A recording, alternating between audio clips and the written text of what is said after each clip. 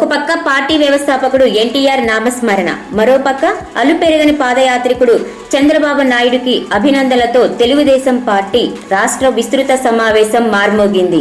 ఎన్టీఆర్ తొలిసారి ముఖ్యమంత్రిగా ప్రమాణం చేసిన జనవరి 9వ తేదీ నాడే చంద్రబాబు వస్తున్న మీకోసం పాదయాత్ర కూడా 100 రోజులు పూర్తి చేసుకోవడం యాదృచ్ఛికమే అయినా పార్టీ నేతలు కార్యకర్తల్లో ఇదొక ఉత్తేజకర వాతావరణాన్ని ఏర్పరిచింది. అదే సమయంలో పార్టీ అధినేత ఒక్కరే కష్టపడితే కాదని నియోజకవర్గాల ఇన్ఛార్జీలంతా జనంలోకి వెళ్లాలని తీర్మానించారు.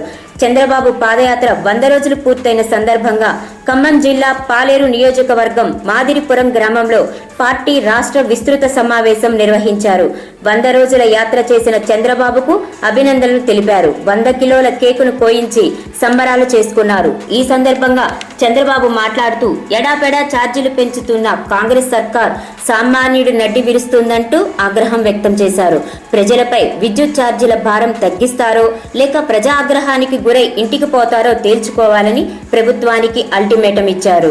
ఈ సమావేశంలో కరెంటు ఛార్జీలపై పోరాడాలని నిర్ణయం తీసుకున్నారు. విద్యుత్ ఛార్జీలపై రాష్ట్ర వ్యాప్తంగా ఆందోళన చేపట్టాలని పార్టీ శ్రేణులకు చంద్రబాబు పిలుపునిచ్చారు. ఈ నెల 21న రాష్ట్రంలోని విద్యుత్ సబ్స్టేషన్ల ముందు ధర్నాలు, 25న ఏడీఈ కార్యాలయాల ముట్టడి కార్యక్రమాలు జరుగుతాయి. ఫిబ్రవరి 4న అన్ని జిల్లా కలెక్టరేట్ల ఎదుట భారీ స్థాయి పికెటింగ్ నిర్వహిస్తామని చెప్పారు. చాలా బాధపడ్డ విషయం.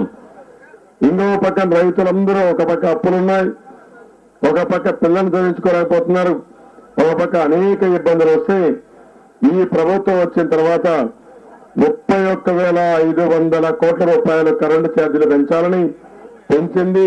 పెంచబోయేది కలిసి 31,500 కోట్లు అవుతా ఉంది. అంటే ఇంత పెద్ద ఎత్తున ఏ రాష్ట్రంలో కూడా కరెంటు ఛార్జీలు పెంచిన దాఖలాలు లేవు. కరెంటు విషయం చూస్తే కనీసం 2-3 గంటలు కూడా ఇచ్చే పరిస్థితులు లేదు. 9 గంటలు అన్నారు, 7 గంటలు ఇస్తున్నారు, 2-3 గంటలు ఇస్తున్నారు. ఎవరైనా బిల్లులు కూడా తప్పుడు బిల్లులు విపరీతంగా ఇస్తున్నారు. ఈ ప్రభుత్వం పోలీసుల పైన ఆధారపడి రాజ్యం చేస్తా ఉంది. ఎవరైనా కానీ గట్టిగా ఎందుకు మరికి బిల్లు వేశారంటే దాన్ని వెరిఫై చేయాల్సిన పోలీసులు డిపార్ట్మెంట్ ఇమీడియట్ గా వాళ్ళపైన తప్పుడు కేసులు పెట్టడం. కాంగ్రెస్ అధికారంలోకి వచ్చాక ఎంత అదనపు విద్యుత్ ఉత్పత్తి చేశారు, రాష్ట్రంలో విద్యుత్ లోట్ ఎంత మేర ఛార్జీలు పెంచారు అనే అంశాలపై ప్రభుత్వం ఒక శ్వేతపత్రం విడుదల చేయాలని చంద్రబాబు డిమాండ్ చేశారు. లేకుంటే తామే ఒక నల్లపత్రం విడుదల చేసి నాటి వైఎస్ హయాం నుంచి నెట్ కిరణ్ పాలన్ వరకు ఏం చేశారన్న వాస్తవాలు ప్రజల్లోకి తీసుకెళ్తామని హెచ్చరించారు. TV 11 bureau, Hyderabad.